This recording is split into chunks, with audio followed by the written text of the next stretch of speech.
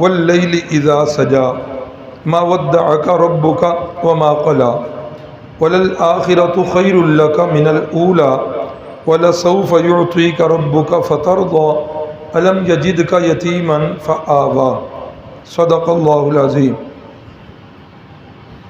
یہ آج تو سبق اسی طرح لکھا ہوا ہے، نیچے کچھ تبدیلیاں ہوئی ہیں، یہ کل والا ہی سبق ہے، تو کل جو ہے نا اس طرف یہ ترتیب ساری مٹا کر سوالیہ انداز بنا دیے جائیں گے۔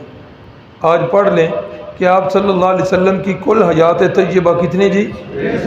63 سال، اور نبوت سے پہلے والی زندگی 40 سال، نبوت سے بعد والی زندگی مکی زندگی کل کتنی؟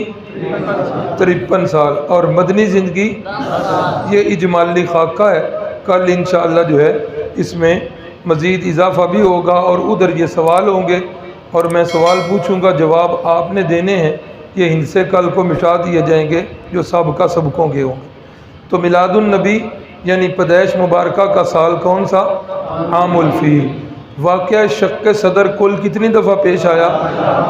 پہلی دفعہ کب پیش آیا؟ 4 سال کی عمر مبارک میں، دوسری دفعہ 10 سال کی عمر مبارک میں، تیسری دفعہ بوقت نبوت، اور چوتھی دفعہ بوقت معراج۔ تو والدہ ماجدہ کی وفات کب ہوئی؟ جب آپ صلی اللہ علیہ وسلم کی عمر مبارک 6 سال، اور دادا جان کی وفات جب عمر مبارک 8 سال ہوئی۔ لڑکپن کا یہ زمانہ ہوتا ہے، لڑکپن کے زمانے میں انسان سے کئی چیزیں جو ہیں وہ بڑی عجیب سی ہو جاتی ہیں۔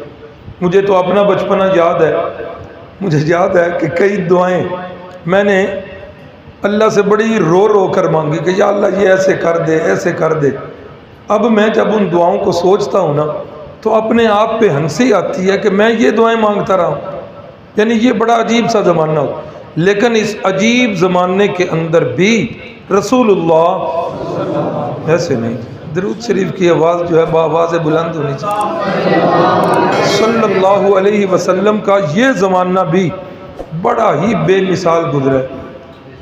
میرے مرشد فرماتے ہیں کہ 2 واقعات اس لڑکپن کے زمانے میں ایسے ہوئے کہ جو مجھے یاد ہیں، ان کے علاوہ کوئی اور واقعہ ایسا نہیں ہوا۔ فرماتے ہیں کہ بکریاں میں چرایا کرتا تھا، اور بکریاں چرانے کے لیے بعض اوقات باہر ہی رہا کرتے تھے۔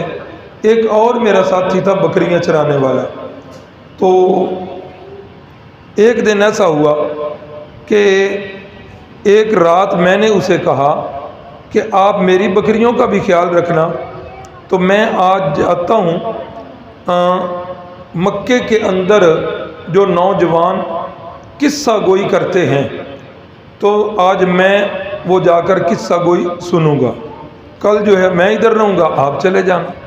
یہ میری عمر کے جو ساتھی ہیں انہیں یاد ہوگا کہ جب یہ موبائل سے دنیا جو ہے یہ پاک تھی، تو اس وقت راتوں کو بیٹھ کر جو ہے اس طرح گپ شپ ہوا کرتی تھی۔ بچے جو ہیں یہ کہانیاں سنایا کرتے تھے، بڑے جو ہیں انہیں سبق آموز واقعات سنایا کرتے تھے۔ مجھے اچھی طرح یاد ہے والدہ صاحبہ ہمیں بچپن میں پیغمبروں کے واقعات سنایا کرتی تھی، اور وہ ذہن پر اب تک نقش ہے۔ تو یہ کہانیوں کا سلسلہ تھا۔ تو رسول اللہ صلی اللہ علیہ وسلم فرماتے ہیں جب میں وہاں گیا تو وہاں باجے گاجے کی آواز آ رہی، باجے بج رہے تھے۔ تو جو ہی آواز میرے کانوں میں پڑی تو فرمایا کہ میں بالکل میرے اوپر نیند کا غلبہ طاری ہو، ایسا نیند کا غلبہ کہ بالکل ایسے لگا جیسے بے ہوشی، مجھے پھر کسی چیز کی خبر ہی نہیں ہوئی۔ اور اس وقت پتہ چلا جب صبح سورج کی کرنیں جو ہیں وہ میرے وجود مسعود پر پڑی، تو تب مجھے احساس ہوا۔ تو پھر میں بھاگ کے واپس گیا۔ اس ساتھی نے پوچھا کہ رات کی کارگزاری، میں نے کہا مجھے کوئی پتہ نہیں۔ ایک واقعہ یہ، اور دوسرا واقعہ فرماتے ہیں کہ بالکل بچپنے میں جب ایک دفعہ بیت اللہ کی تعمیر ہونے لگی، تو اس وقت جتنے بھی لوگ تھے وہ سارے بھاگ بھاگ کر کام کر رہے تھے۔ مسجدوں کی بڑی محبت، رسول اللہ صلی اللہ علیہ وسلم نے فرمایا جس بندے کو مسجد میں زیادہ آتا جاتا دیکھو، جس بندے کی مسجد کے ساتھ زیادہ محبت دیکھو، فرمایا یہ اس کے ایمان کی علامت ہے۔ مجھے بھی یاد ہے اپنے گاؤں کے واقعات، جمعے والے دن اکثر خواتین مسجد میں جا کر صفائی خود کیا کرتی تھی۔ خواتین مسجد کی تعمیر کا کام ہوتا تو اس کے لیے مزدور جو ہے وہ نہیں منگوانے پڑتے، لوگ اپنے دن تقسیم کر لیتے کہ آج ہم جو ہے وہ یہ کام کریں گے، کل آپ یہ کام کرو گے۔ یعنی مسجد کی خدمت کرنا لوگ اپنے لیے سعادت سمجھا کرتے تھے۔ آج وہ دن بدن جو ہے مسجد کی قدر جو ہے وہ کم ہو رہی ہے۔ اللہ تعالیٰ مسجد کے ساتھ، دین کے ساتھ، قرآن کے ساتھ، اسلام کے ساتھ اور رسول اللہ صلی اللہ علیہ وسلم کی ذات مقدس کے ساتھ اللہ زیادہ سے زیادہ محبت نصیب فرمائے۔ فرماتے ہیں کہ وہ اینٹیں، وہ اس وقت کی جو مروجہ تھیں یا جو بھی سامان تھا، وہ اس کو اٹھا اٹھا کر بچے بھی لے جا رہے تھے، تو میں بھی ساتھ تھا۔ تو میرے چچا جان عباس نے دیکھا کہ میں نے کوئی وزنی چیز اٹھائی ہے، تو چچا جان نے کیا کیا، یہ میرا تہبند لاکدی جو میں نے باندھی ہوئی تھی، تو وہ میری لاکدی اتاری اور اس کا وہ گول سا بنا کر، جسے ہم اپنی زبان میں انو کہتے ہیں، تو وہ انو ادھر رکھا تاکہ وہ بوجھل چیز جو ہے اس کی درد نہ ہو، وزن زیادہ محسوس نہ ہو۔ تو جو ہی چچا جان نے وہ اتار کے بنانا شروع کیا تو فرماتے ہیں کہ میرے اوپر بے ہوشی ہو، میرے اوپر بے ہوشی، بالکل میں جو ہے بے ہوش ہو گیا۔ آوازیں دیتے رہے، کوئی پتہ نہیں۔ جب انہوں نے میرے سطر کو ڈھانپا تب جا کے مجھے پتہ چلا، تو مجھے ہوش آیا۔ ابھی نبوت نہیں ملی، یہ لڑکپن کی بات ہے۔ اور استاد جی کا سبق بھی میرا خیال ہے آج لباس کے متعلق ہی تھا، تو سطر کا پتہ چل گیا ہوگا کہ سطر کتنا ہے، ناف سے لے کر گھٹنے کے نیچے تک۔ یہ ناف سے لے کر گھٹنے کے نیچے تک کا سطر مرد کا ہے، عورت کا تو سارا جسم سطر ہے نا۔ تو اتنا حصہ کوئی مرد بھی کسی مرد کے سامنے نہیں کھولتا۔ آج کل کئی نوجوان جو ہیں وہ چھوٹی نکریں پہن لیتے ہیں جن میں گھٹنے ننگے ہو رہے ہوتے ہیں۔ میں نے 2-4 کو اس دفعہ سمجھایا، اللہ ان کا بھلا کرے، جہاں بھی ہیں اللہ تعالیٰ انہیں مزید دین پر چلنے کی توفیق دے۔ ان بھائیوں نے میرا شکریہ بھی ادا کیا اور کہا کہ آئندہ انشاءاللہ ہم احتیاط کریں۔ تو آپ بھی ایسا کیا کریں کہ جس بھائی کو، بچے کو دیکھیں کہ اس نے چھوٹی نکر پہنی ہے جس میں گھٹنا ننگا ہو رہا ہے، تو بڑے پیار کے ساتھ علیحدگی میں سمجھا دیا کریں۔ اور یہ یاد رکھیں، سارے حضرات سن رہے ہیں، مرد کی بات کر رہا ہوں، عورت نہیں۔ مرد کا گھٹنا ننگا ہونا اور شرمگاہ کا ننگا ہونا برابر کا گناہ ہے۔ اگر کوئی بندہ اپنا گھٹنا ننگا کرتا ہے، اس کو بھی اتنا ہی گناہ ملتا ہے جتنا وہ اپنی شرمگاہ کو ننگا کرتا ہے۔ اسی طرح دوسری بات بھی کہ کسی کے گھٹنے کو دیکھنا اور اس کی شرمگاہ کو دیکھنا، یہ بھی برابر کا گناہ ہے۔ ہاں، نہ چاہتے ہوئے، پتہ نہیں تھا، اچانک نظر پڑ گئی ہے، وہ پہلی نظر تو معاف ہے، فوراً نظریں جھکا لیں، اس میں تو کوئی گناہ نہیں ہے۔ لیکن دوبارہ نظر کرے گا یا پہلی نظر کو ٹکائے رکھے گا تو وہ گھٹنا دیکھنے کا بھی اتنا ہی گناہ ہے جتنا شرمگاہ دے۔ تو یہ بچپنے کے حالات، لڑکپن کے حالات ہیں۔ تو رسول اللہ صلی اللہ علیہ وسلم کا سطر مبارک جو ننگا ہوا تو بے ہوشی ہو گئی اور غشی ہو گئی، حالانکہ ابھی نبی نہیں بنے۔ تو دادا جان کی کفالت میں رہتے ہوئے ہی بھی ایک واقعہ بڑا دلچسپ ہے، وہ کہ ایک دفعہ آپ کی آنکھیں جو ہے نا یہ خراب ہو گئی، سوزش ہو گئی، اور سوزش کے ساتھ ساتھ کچھ پانی جو ہے وہ بھی بہنے لگا۔ اب شام کا وقت ہو گیا تو دادا جان نے سوچا کہ اب کیا کروں، مشورہ کیا تو کسی نے کہا کہ اکاز کا میلہ جہاں لگتا ہے نا، وہاں ایک راہب رہتا ہے، اور وہ راہب جو ہے نا اس کا دم جو ہے وہ بالکل تیر بہدف ہے، آپ لے جائیں اس سے جا کر دم کروائیں۔ جب دادا جان وہاں لے کر پہنچے تو وہ شام کا وقت تھا، وہ اپنا دروازہ بند کر چکا تھا۔ لوگوں سے پوچھا، لوگوں نے بتایا کہ یہ شام کے وقت جب دروازہ بند کر کے اندر چلا جائے پھر کچھ بھی ہو جائے یہ باہر نہیں آتا، یا تو ادھر ہی ٹھہر جائیں تو یا کل لے کر آئیں۔ تو رسول اللہ صلی اللہ علیہ وسلم کو ساتھ درد بھی ہو رہا تھا۔ اب دادا جان اس کے گھر کے سامنے کھڑے ہیں اور پریشان ہیں کہ اب کروں تو کیا کروں، واپس بھی کیسے جاؤں، بیٹے کو درد ہے۔ اللہ اکبر اللہ اکبر۔ تو سیرت نگار لکھتے ہیں کہ اچانک اس کے گھر میں زلزلہ آتا ہے، اس راہب کے گھر میں زلزلہ آیا، اور جو ہی زلزلہ آیا وہ فوراً بھاگتا ہوا دوڑتا ہوا باہر نکلا۔ تو جب دادا جان اور پوتے کو دیکھا تو انہوں نے اپنی غرض بتائی، تو غور سے دیکھنے لگا رسول اللہ صلی اللہ علیہ وسلم 8 سال کی عمر مبارک میں وفات ہو چکی ہے، تو گویا کہ عمر مبارک ابھی 8 سال سے بھی تھوڑی ہے۔ بڑا غور سے دیکھتا رہا، کہنے لگا یہ کس کا بیٹا ہے؟ فرمایا کہ یہ میرا پوتا ہے۔ فرمایا ہاں، تورات بھی یہی کہتی ہے کہ اس کو یتیم ہی ہونا چاہیے، اس کا باپ نہیں ہونا چاہیے۔ یہ ٹھیک ہو گیا۔ یہ جو ہے نا، میں نے تورات اور انجیل پڑھی ہوئی ہے، اس کے اندر نشانیاں جو میں نے پڑھی ہیں وہ ساری اس میں پائی جا رہی ہیں، لہذا اب کیا کرنا ہے؟ ایک تو اس بچے کی حفاظت کرنی ہے، کس سے؟ خاص کر کے یہودیوں سے، یہود سے اپنے اس بچے کو بچا کر رکھ۔ یہ یہود بے بہبود، یہ نامراد شروع سے ہی ہمارے نبی پاک صلی اللہ علیہ وسلم کے دشمن، اور آج بھی یہ عالم اسلام کے دشمن۔ اللہ ان کو نیست و نابود فرمائے۔ نیست و نابود ہوں گے، یقیناً ہوں گے۔ کیوں؟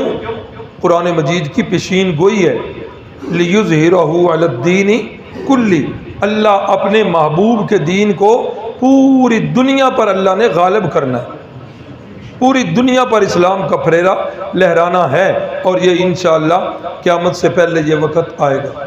پھر حدیث میں یہ بھی بتایا گیا کہ مسلمان مجاہد سے جب یہ یہودی کسی اوٹ میں چھپے گا، پتھر کے پیچھے یہودی چھپے گا، تو وہ پتھر مسلمان مجاہد کو متوجہ کر کے کہے گا کہ ادھر آؤ، یہ بے ایمان میرے پیچھے چھپا ہوا ہے، پکڑو اور اس کو جہنم رسید کرو۔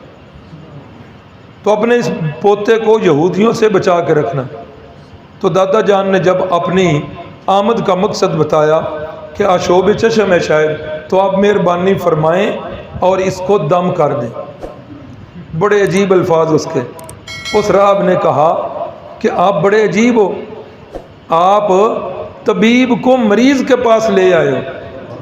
ہاں، ہوتا تو ہے کہ مریض طبیب کے پاس جاتا ہے، تو وہ راہب کہنے لگا کہ آپ طبیب کو مریض کے پاس لے آئے ہو، میں نہیں دم کروں گا۔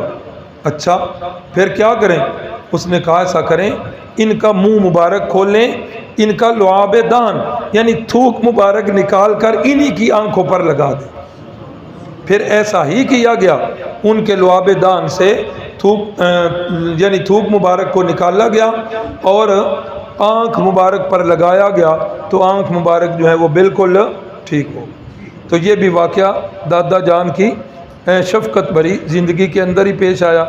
دادا جان کی وفات کے بعد کفالت جو ہے وہ آ گئی۔ 2 روایتیں ہیں، ایک روایت یہ ہے کہ جناب ابو طالب جو ہیں کفیل بنے، اور دوسرے سیرت نگاروں کا ایک طبقہ کہتا ہے کہ خاندان کے جو بڑے تھے وہ حضرت زبیر تھے، عبد المطلب کے بڑے بڑے بیٹے جو ہیں وہ زبیر تھے، اور ان کی وفات کے بعد، دادا جان کی وفات کے بعد یہ خاندان کے سربراہ بھی حضرت زبیر ہی بنے۔ دادا جان کی آخری عمر کے اندر بینائی کچھ کم ہو گئی تھی، تو دادا جان کی کفالت بھی، تو رسول اللہ صلی اللہ علیہ وسلم کی کفالت بھی حضرت زبیر ہی کرتے رہے، اسی وجہ سے ان کی کفالت بھی حضرت زبیر ہی کے حصے میں آئی۔ تو بہرحال یہ 2 رائے ہیں اس کی سیرت نگاروں کی۔ تو چچا جان کے ساتھ ایک سفر کیا ملک شام کی طرف۔ ملک شام کا جو سفر کیا تو رستے میں ایک جگہ ہے بصرہ، ایک تو ہے نا بصرہ، بصرہ نہیں یہ بصرہ ہے، چھوٹی یہ کے اوپر کھڑی زبر۔ بصرہ کے قریب جب پہنچے نا، وہاں ایک راہب تھا جس کے بارے میں لکھتے ہیں سیرت نگار کہ یہ کبھی بھی اپنے گرجے سے اپنے گھر سے باہر نہیں نکلا کرتا، کھڑکی ایک رکھی تھی اسی سے مخلوق خدا کو دیکھتا رہتا تھا، باہر نہیں نکل۔ تو جب یہ قافلہ آیا تو دادا جان چچا جان بھی ساتھ تھے جناب ابو طالب، تو جو ہی یہ قافلہ آیا تو یہ راہب جو ہے یہ بھی باہر نکل آیا، اور اس قافلے کے پاس پہنچ کر راہب نے بڑا انہیں پروٹوکول دیا، رستہ دے دے آگے آ جائے۔ راہب نے بڑا پروٹوکول دیا اور پوچھا گیا کہ آپ تو کبھی اپنے خیمے سے یا عبادت گاہ سے باہر نہیں نکلے، آج کیسے نکلے؟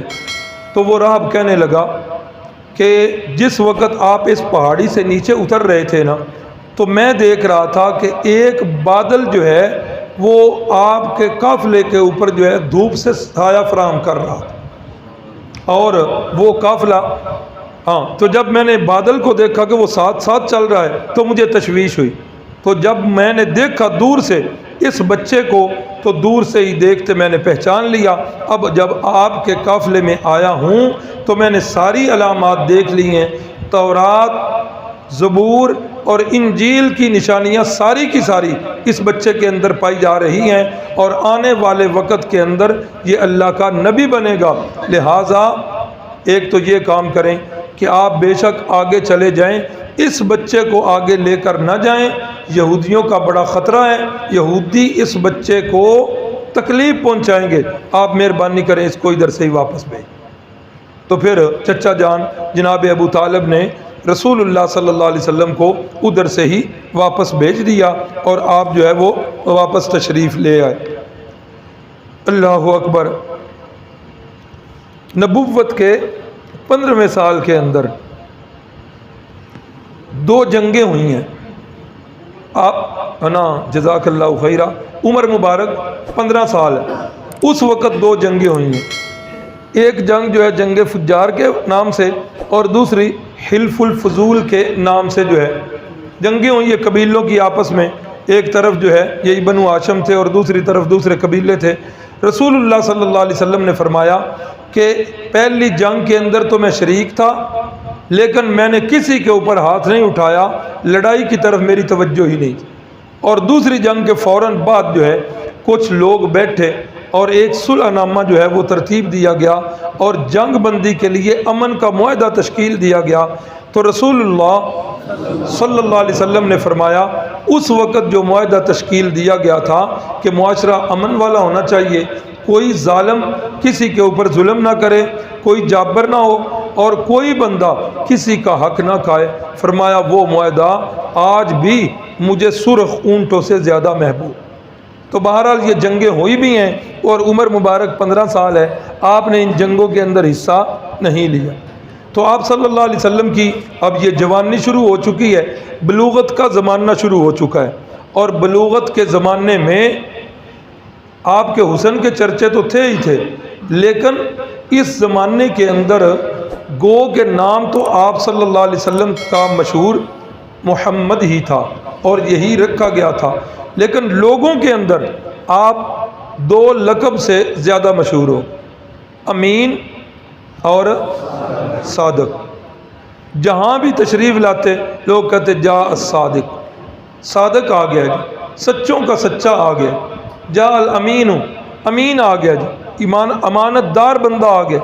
اس دونوں لقبوں سے آپ القاب سے اتنے مشہور ہوئے کہ یہ دونوں القاب آپ کی ذات کا جو ہے گویا لازم بن گئے، اور آپ کے ایمانداری کے اور آپ کی سچائی کے چرچے سن کر مکہ کی ایک بڑی اونچے نسب کی خاتون تھی جن کا نام نامی ہے حضرت خدیجۃ الکبریٰ رضی اللہ تعالی عنہا۔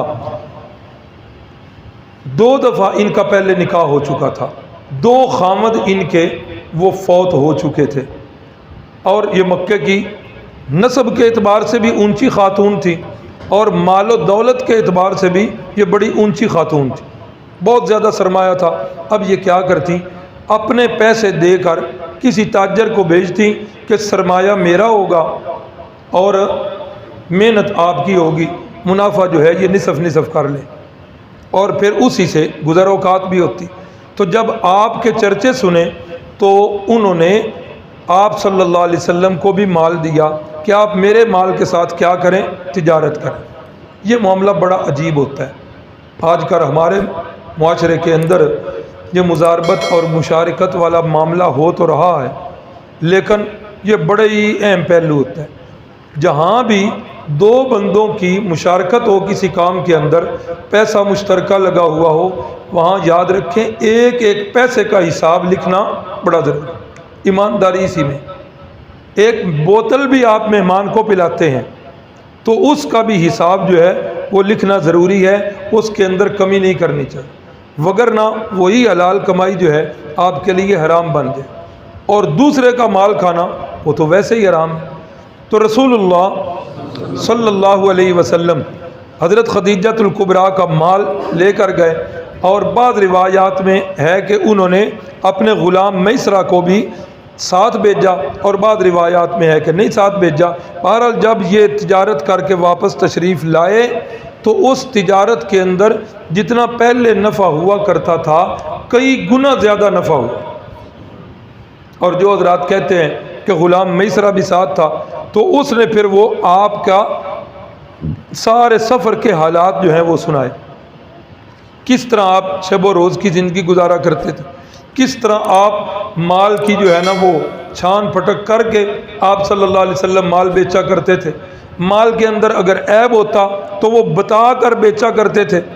اللہ تعالیٰ معاف فرمائے، آج کل یہ ہمارے بھائی خاص کر کے ریڈیو والے جو ہیں یہ سنت کے خلاف ہے۔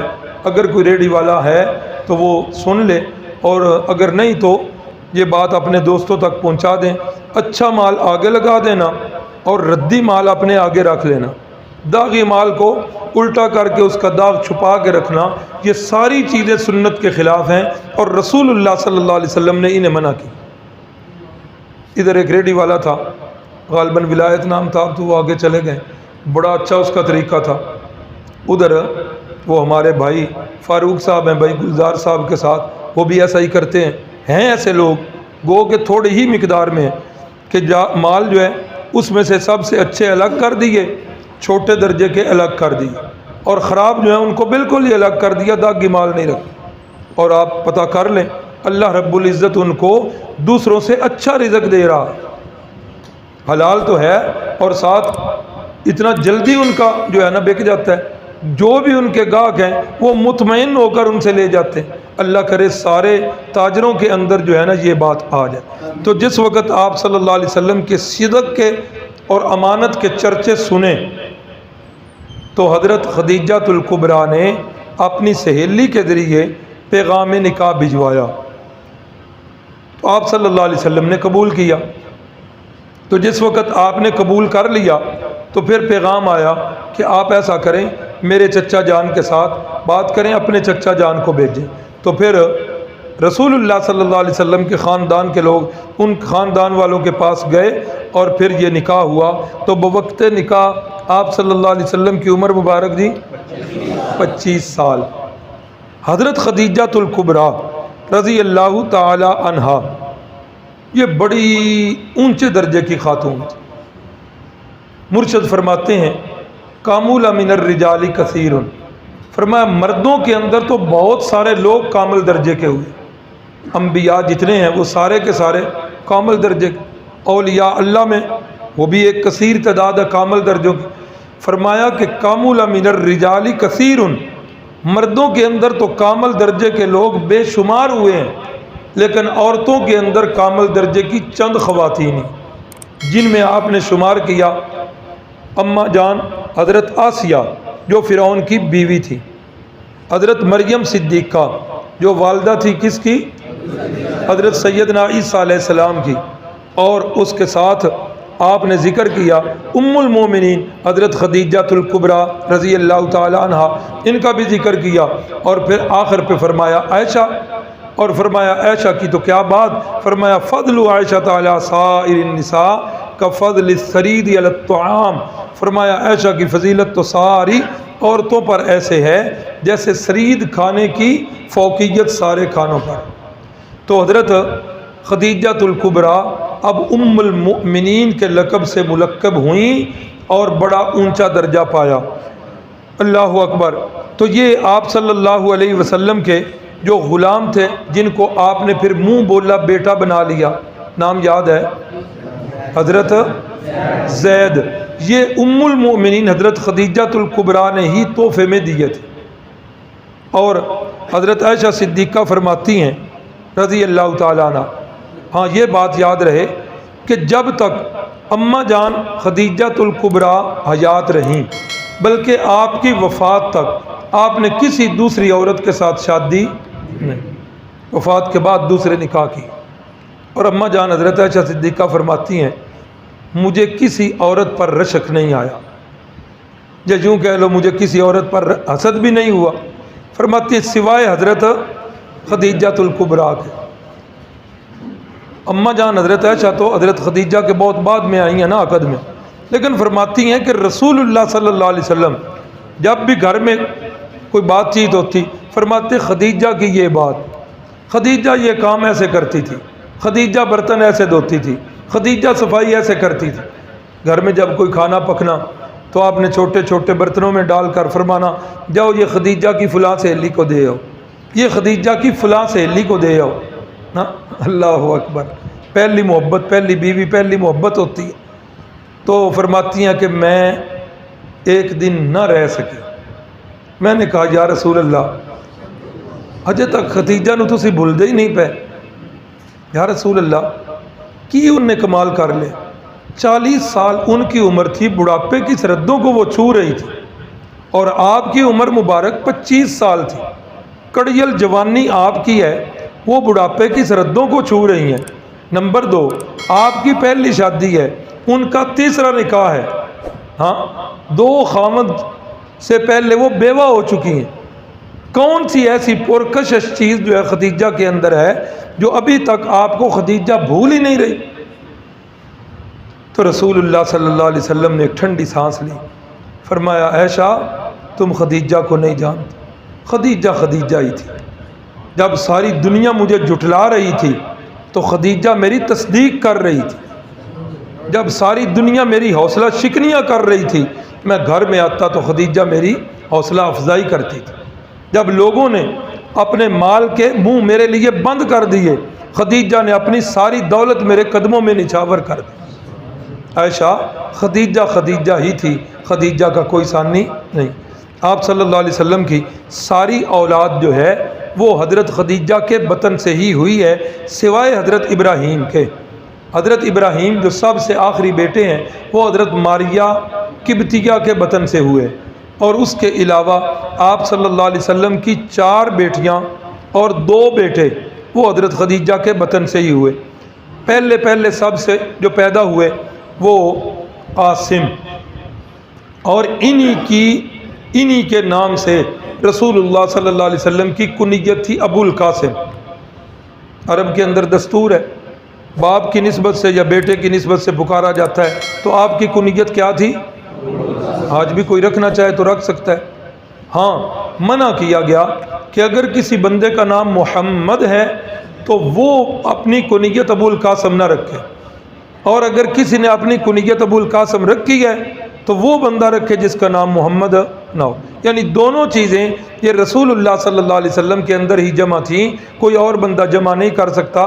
محمد نام کوئی رکھے بے شک رکھے، اور آج بھی ایک ریسرچ کے مطابق پوری دنیا پر سب سے زیادہ نام جو ہے وہ کون سا ہے؟ محمد، یہی نام جو ہے پوری دنیا پر چل رہا۔ اللہ اکبر۔ تو سب سے پہلے یہ پیدا ہوئے، اور انہی کی کنیت سے ابو القاسم کی کنیت جو ہے یہ مشہور ہے۔ پھر اس کے بعد بڑی بیٹی زینب پیدا ہوئیں، اور آپ کی عمر مبارک 27 سال تھی جب ان کی پیدائش ہوئی حضرت زینب کی، اور ان کا نکاح جو ہے حضرت خدیجہ الکبریٰ کے بھانجے ابو العاص کے ساتھ ہوا۔ ان کے تفصیلی حالات جو ہیں ابو العاص کے کچھ آگے آ جائیں گے۔ تو پہلے تو یہ مسلمان نہیں تھے، پھر بعد کے اندر یہ مسلمان ہو گئے تھے۔ تو رسول اللہ صلی اللہ علیہ وسلم نے انہی کے بارے میں فرمایا یا افضل بناتی، کہ یہ میری بیٹیوں میں سب سے افضل بیٹی ہیں۔ اس کے بعد دوسری بیٹی جو ہیں حضرت رقیہ، ان کی پیدائش ہوئی ہے، اور ان کی شادی ہوئی ہے حضرت سیدنا عثمان غنی سے۔ تیسری بیٹی ہیں حضرت سیدہ ام کلثوم، اور ان کی شادی بھی ہوئی ہے حضرت رقیہ کی وفات کے بعد حضرت عثمان غنی سے۔ چوتھی بیٹی جو ہیں وہ حضرت فاطمہ ہیں، اور یہ غالباً 35 سال کی عمر مبارک تھی جب ان کی پیدائش ہوئی ہے۔ اور دوسرے بیٹے حضرت عبداللہ ہیں جن کی ولادت ہوئی، اور انہی کے لقب ہیں طیب بھی اور طاہر بھی۔ 2 بیٹے اور 4 بیٹیاں، یہ سارے کے سارے ام المومنین حضرت خدیجہ الکبریٰ رضی اللہ تعالی عنہا کے بطن سے پیدا ہوئے۔ جب آپ صلی اللہ علیہ وسلم کی عمر مبارک جو ہے تقریباً 35 برس کے قریب ہو گئی، اس وقت کچھ حالات ایسے بنے، کچھ سیلاب آیا، کچھ بیت اللہ کی وہ جو پرانی بلڈنگ تھی وہ خستہ حال ہو گئی تھی، اس کے اندر دراڑیں پڑ گئی تھی، اور یہ بھی لکھا ہے کہ کسی نے آگ جلائی، چنگاری اڑی اور وہ جو غلاف تھا اس کو لگ گئی۔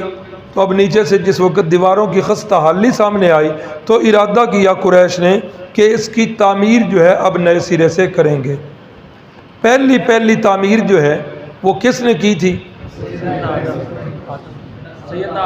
حضرت سیدنا آدم صفی اللہ نے۔ ان اول بیت وضع للناس للذی ببکۃ مبارکا وہدی للعالمین، سب سے پہلے اللہ کا گھر بیت اللہ، اور سب سے پہلی تعمیر کی حضرت سیدنا آدم نے، صفی اللہ نے، اور دوسری تعمیر جو ہے وہ کی ہے حضرت سیدنا ابراہیم خلیل اللہ نے۔ یہ یاد رکھیں کہ جس جگہ پر بیت اللہ ہے نا، بالکل اسی جگہ متوازی آسمانوں پر بھی ایک گھر ہے، اور اس گھر کا نام ہے بیت المعمور۔ سورۃ طور میں اس کا ذکر آیا۔ تو یہ بیت اللہ عین بیت المعمور کے بالکل نیچے ہے۔ وہ نشاندہی اللہ کریم نے حضرت جبریل امین کو بھیجا تھا، انہوں نے آ کر نشاندہی کی۔ حضرت آدم صفی اللہ نے پہلی تعمیر کی، اور دوسری تعمیر جو ہے وہ حضرت سیدنا ابراہیم خلیل اللہ نے کی۔ تیسری تعمیر جو ہے وہ قریش نے کی اعلان نبوت سے 5 برس پہلے، یہ جس تعمیر کا ذکر ہو رہا ہے یہ تعمیر کی۔ تو اس تعمیر کے اندر اب جس وقت اعلان یہ ہوا کہ اس کی تعمیر کرنی ہے، چندہ اکٹھا کیا جائے، تو ساتھ مشورہ یہ بھی ہوا کہ اس کی تعمیر کے اندر حلال کی کمائی ہو، حرام کی کمائی نہیں ہوگی، سود کا پیسہ نہیں ہوگا، رنڈیوں کی کمائی نہیں ہوگی، کسی سے ظلماً چھیننا ہوا پیسہ اس میں نہیں ہوگا، اس کی کمائی حلال پیسے سے ہوگی، حلال پیسہ جو ہے وہ اس کی تعمیر میں دیا جائے۔ تو وہ چندہ اکٹھا ہوا، تو وہ اتنا زیادہ نہیں تھا کہ جس سے پوری تعمیر ہو سکے، بار بار جو ہے اپیل کی گئی، لیکن وہ پیسے جو ہے کم تھے۔ پھر کیا گیا کہ بیت اللہ کا کچھ حصہ چھوڑ کر، اتنا حصہ چھوڑ کر بیت اللہ کی تعمیر کی گئی، اور باقی جو جگہ بچی اسے ڈی شکل کے اندر یوں جو ہے بنا دیا، جسے حتیم کہا جاتا ہے۔ تو یہ حصہ جو ہے یہ بن گیا۔ جب میں نے حدیث پڑھی تو حدیث کے اندر یہ ساری چیزیں پڑھی۔ جب اس مسجد کی تعمیر ہونے لگی تھی تو اس وقت یہی باتیں ذہن میں تھیں، یاد ہوگا ساتھیوں کو، ہم نے بھی یہاں باہر بینر یہی لگایا تھا کہ تعمیر ہو رہی ہے، صرف حلال کمائی والے حضرات جو ہیں وہ رابطہ کریں۔ بہت سارے اعتراضات بھی ہوئے، لیکن اعتراضات کرنے والے کرتے رہتے ہیں۔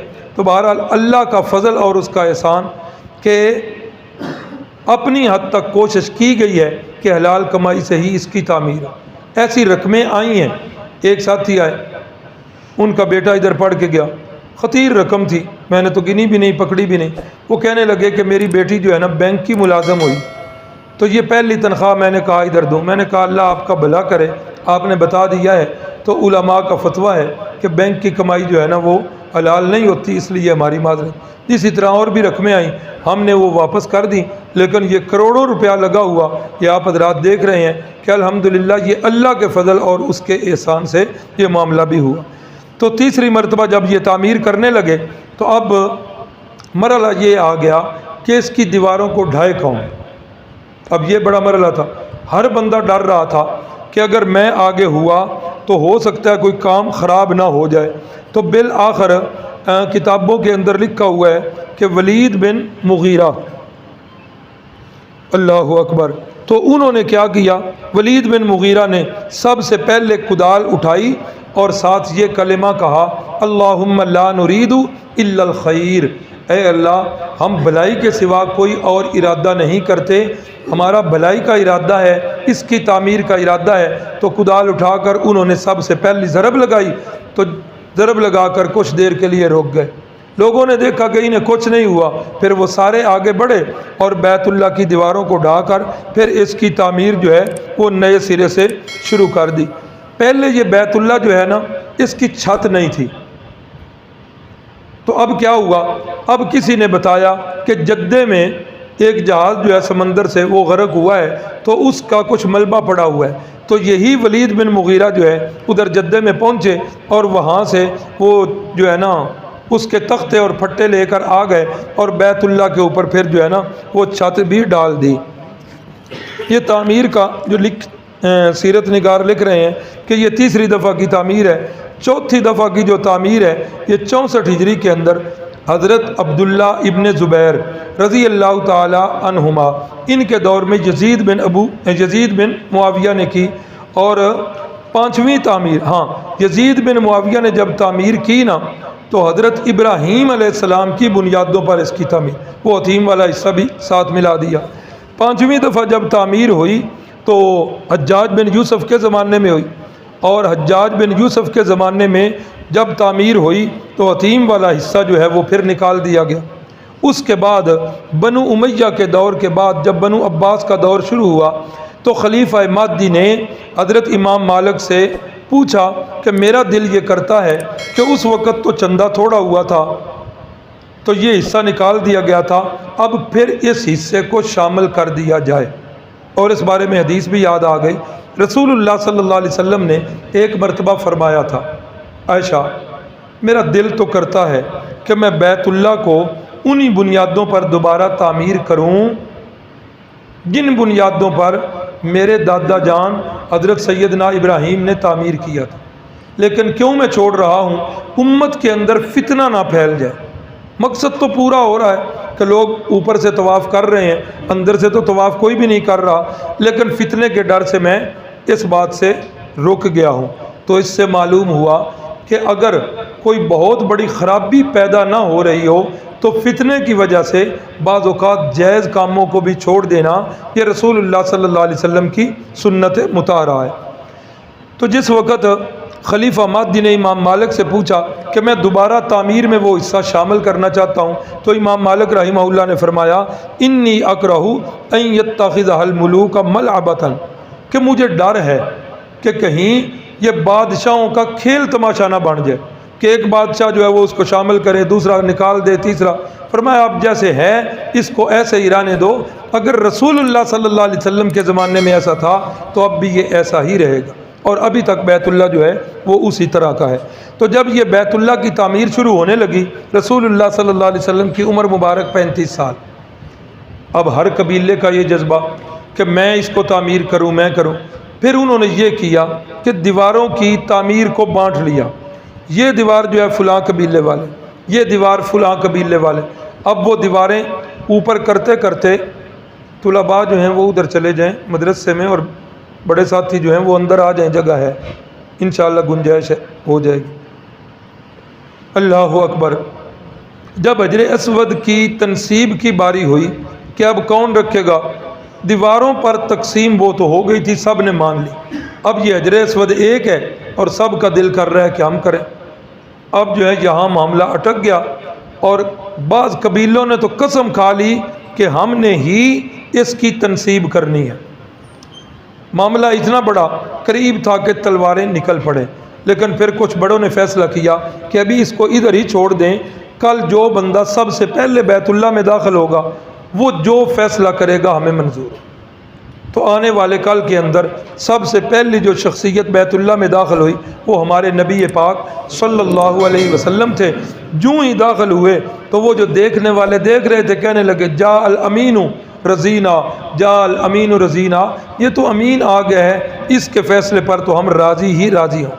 آپ نے پھر ایسا فیصلہ کیا کہ دنیا دانگ رہ گئی، شاید وہ کوئی اور ہوتا تو فیصلہ ایسا نہ کر سکتا۔ آپ نے ایک چادر منگوائی اور چادر کو بچھا کر اپنے دستے مبارک سے حجر اسود کو اس کے اندر رکھا، اور سارے قبیلوں سے کہا کہ اپنے اپنے سردار جو ہے آگے آ جائیں۔ سارے سردار آئے، آپ نے فرمایا سارے جو ہے چادر کو اٹھا لیں۔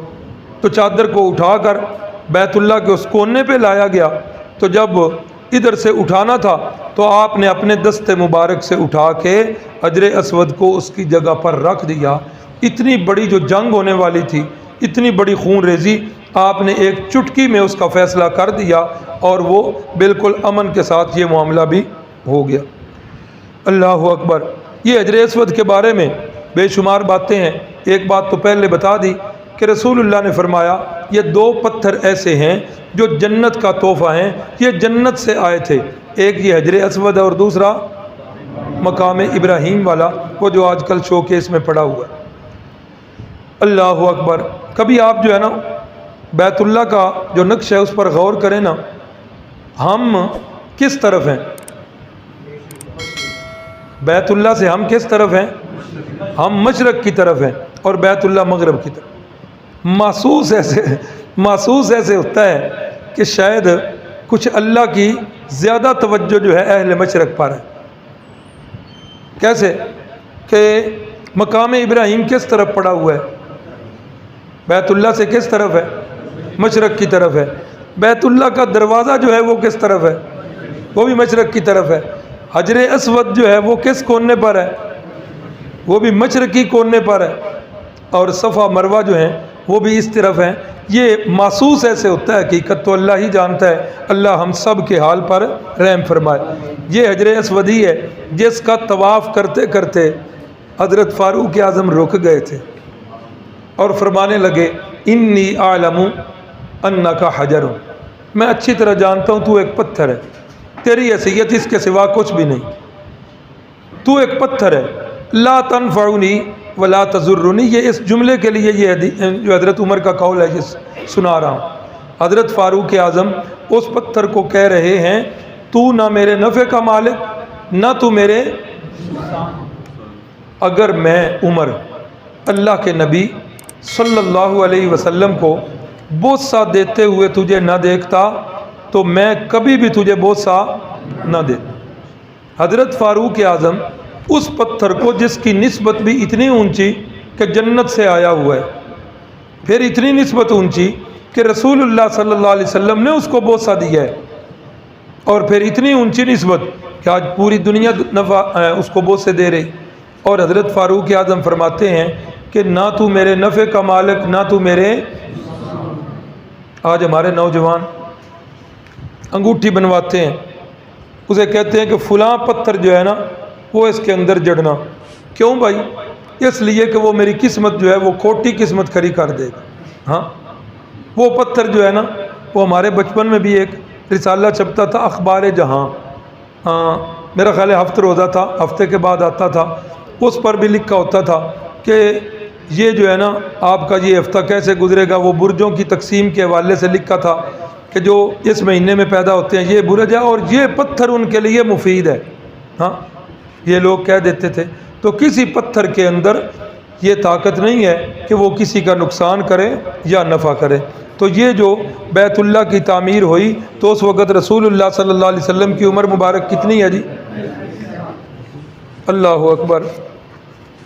تعمیر کعبہ و تحکیم، تحکیم کا معنی فیصلہ کرنا۔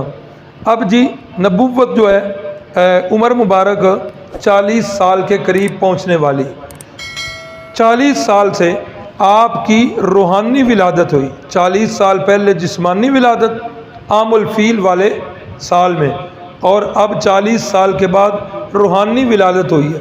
اس وقت ولادت کاری محمد طیب صاحب کا یہ جملہ کہ 40 سال پہلے محمد ابن عبداللہ کی ولادت ہوئی ہے اور 40 سال کے بعد محمد الرسول اللہ کی ولادت ہو رہی ہے۔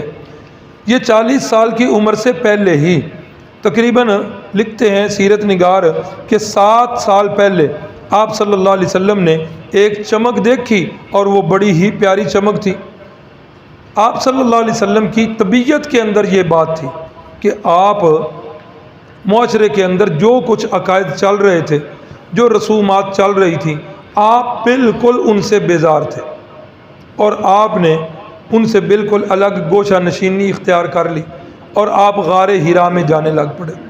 غار ہرا کے اندر آپ جو ہے کئی دنوں کا کھانا لے جایا کرتے، اور بعض اوقات ہماری اماں جان، کیا نام ان کا، خدیجۃ الکبریٰ، بعض اوقات وہ بھی ساتھ چلی جاتی، اللہ کی عبادت بھی کیا کرتے تھے، اور ساتھ ساتھ کائنات کے اندر ہونے والے واقعات جو سامنے ہوتے وہ بھی دیکھ۔ اور سیرت نگار لکھتے ہیں کہ تقریباً 4 بندے تھے جو اس وقت اپنے معاشرے کے عقائد سے بیزار ہوئے۔ کتنے بندے؟ اور ان 4 نے گوشہ نشینی اختیار کر لی۔ ان 4 کے اندر ایک نام لکھا ہوا ہے زید ابن عمر کا، زید ابن عمر، اور دوسرا نام لکھا ہے ورقہ بن نوفل، اور تیسرا نام لکھا ہے اسان ساتھ کے ساتھ، اور چوتھا نام عبید اللہ ابن جاش۔ یہ 4 نام ہیں۔ ان میں سے آخری 2 جو ہیں وہ تو گوشہ نشینی اختیار کرتے کرتے پھر عیسائی بن گئے، اور پہلے 2 جو ہیں ان میں ایک نام ہے، کیا نام بتایا، زید ابن عمر کا۔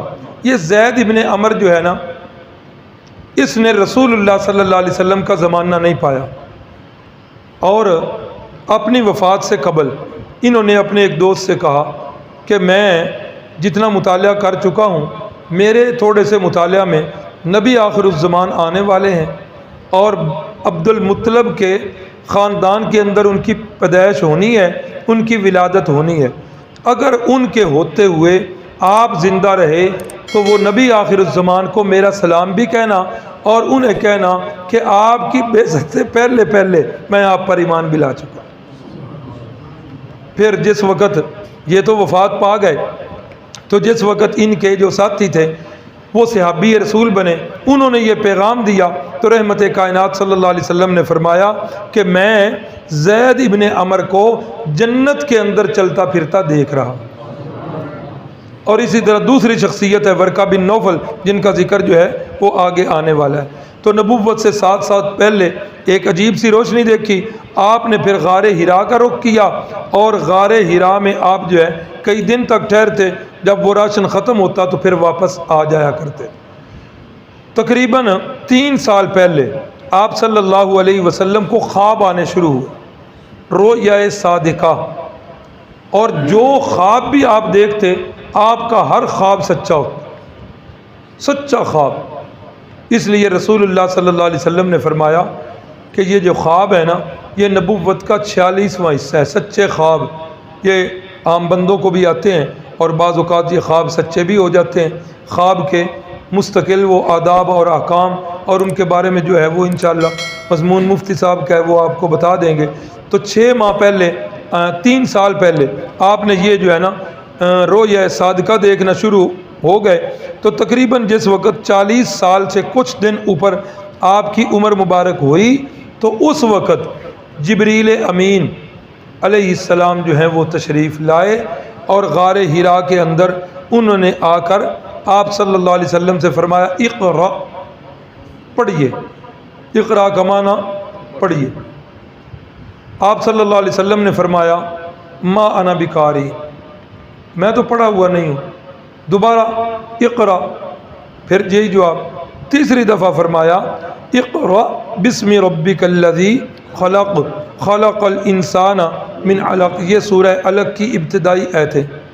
ہمارا سلسلہ تفسیر جن کے ساتھ ملتا ہے، حضرت شیخ القرآن حضرت شاہ جی کے استاد محترم مولانا حسین علی الوانی، وہ میاں والی کے تھے، تو بعض اوقات جو ہے نا وہ اپنی پنجابی زبان کے اندر بعض قرآن کے الفاظ کا وہ معنی کر دیتے یا مفہوم بتا دیا کرتے۔ تو اقرا کا وہ معنی کرتے اقرا، میرا پیغمبر ہون اکو راہ، ہاں اکو راہ، اب کوئی دوسری راہ نہیں، اب صرف خدا سے ملنے والی راہ جو ہے وہ آپ کے لیے متعین ہو چکی ہے۔ تو رحمت کائنات صلی اللہ علیہ وسلم نے جب یہ تیسری دفعہ فرمایا تو انہوں نے آگے سے یہ آیات پڑھی، تو یہ پہلی وحی ہے۔ تو اب پہلی وحی کے بارے میں بھی پھر اختلاف کہ پہلی وحی کون سی ہے۔ بعض حضرات نے کہا کہ یہی سورہ علق کی آیتیں ہیں، بعض نے کہا یا ایھا المدثر یہ آیتیں ہیں، اور بعض نے سورۃ الضحیٰ کا قول بھی نقل کیا ہے۔ تطبیق علماء نے یوں دی ہے کہ بالکل ابتدا میں جب نبوت ملی ہے تو اس وقت یہی آیات تھیں، سورہ علق والی، اقرا والی، نبوت انہی آیات سے ملی۔ پھر کچھ عرصے کے بعد جو رسالت ملی ہے تو وہ سورۃ المدثر کی آیات ہیں، یا ایھا المدثر۔ پھر اس کے بعد کچھ عرصہ تک وحی کا سلسلہ منقطع ہو گیا، اسے کہتے ہیں زمانہ فترت، وحی کا سلسلہ رک گیا۔ اور یہ مدت فترت کتنی ہے؟ بعض نے کہا 6 ماہ، بعض نے 2.5 سال، اور بعض نے 3 سال کا قول نقل کیا ہے، لیکن محققین کی رائے یہ ہے کہ تقریباً 20 دن تک یہ زمانہ فترت رہا، اور ان 20 دنوں تک وحی نہیں آئی۔ اب ان 20 دنوں میں مکے کی ایک خاتون تھی بدبخت، جس نے یہاں بکواس یہ بھی کی کہ اب تو اس کا شیطان بھی ساتھ چھوڑ گیا ہے، وہ جو وحی آئی تھی وہ ختم ہو گئی، اس کا شیطان تھا جو اس نے حملہ کیا۔ تو اس کے بعد سورۃ الضحیٰ وہ نازل ہوئی، اور اللہ نے فرمایا ما ودعک ربک وما قلی، اے محبوب ہم نے نہ آپ کو چھوڑا ہے نہ ہم آپ پر ناراض ہوئے ہیں۔ تو اللہ نے تسلی دی، تو یہ تطبیق کی صورت جو ہے وہ بتائی گئی۔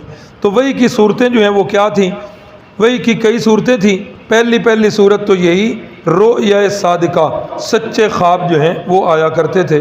دوسری صورت یہ تھی کہ فرشتہ جو ہے وہ خود نظر نہیں آتا، دل کے اندر ایک بات جو ہے وہ القاء کر دی جاتی تھی۔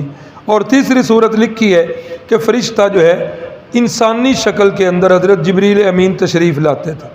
اور چوتھی صورت لکھی ہے کہ گھنٹی کی آواز آتی تھی، گھنٹی کی آواز آتی تو آپ صلی اللہ علیہ وسلم کو پتہ چلتا کہ اب جو ہے وحی کا نزول ہونے والا ہے۔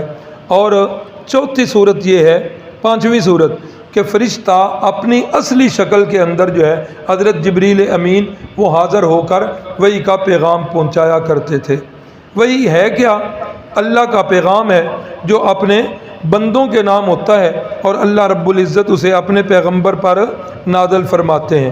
اور چھٹی صورت یہ بھی لکھی ہے کہ پردے کے پیچھے براہ راست، درمیان میں پردہ ہے، براہ راست اللہ رب العزت نے اپنے محبوب سے یہ گفتگو فرمائی ہے، اور یہ واقعہ جو ہے یہ معراج والی رات یہ صورت پیش آئی ہے۔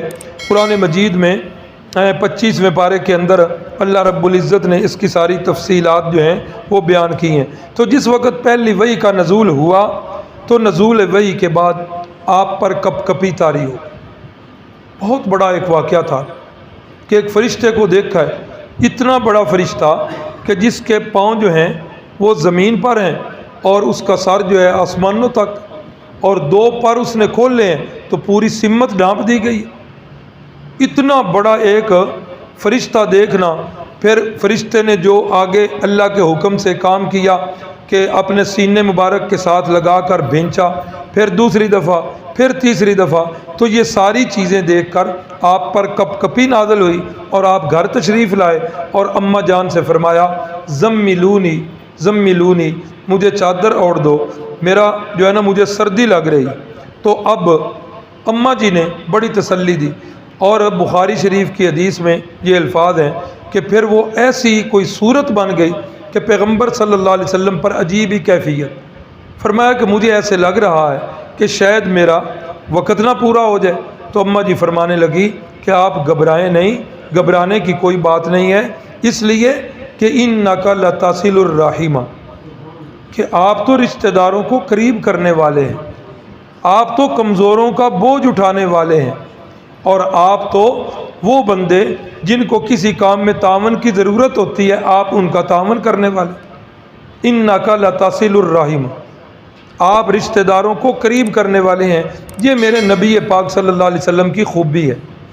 آج بھائیوں معذرت کے ساتھ آج ہماری حالت یہ ہے، آج ہماری دوستیاں قریب ہو رہی ہیں، رشتہ داریاں دور ہو رہی ہیں، اور رشتہ داریوں کی بڑی تاکید کی گئی۔ مفسرین لکھتے ہیں جب اللہ نے صلہ رحمی کو پیدا کیا تو صلہ رحمی اللہ کے عرش کے پائے کو پکڑ کر رونے لگی کہ اے اللہ آپ مجھے دنیا پر بھیج رہے ہیں، کون میری پاسداری کرے گا؟ تو اللہ کی طرف سے اعلان ہوا کہ میں بھیج رہا ہوں، جو صلہ رحمی کرے گا میں اللہ اس کے ساتھ صلہ رحمی کروں گا، اس کو اپنے قریب کروں گا، اور جو قطع رحمی کرے گا میں بھی اس سے اپنا تعلق جو ہے وہ توڑ لوں۔ تو اس لیے یہ رسول اللہ صلی اللہ علیہ وسلم کی صفت جو اماں جی بیان کر رہی ہیں، آج اس صفت کی بڑی ضرورت ہے، اللہ کرے یہ ہمارے اندر پیدا ہو جائے۔ تو فرمایا کہ گھبرانے کی کوئی ضرورت نہیں۔ تو اماں جان نے اسی وقت حضرت ورقہ بن نوفل جن کا بھی تذکرہ ہوا ان کے پاس لے گئیں۔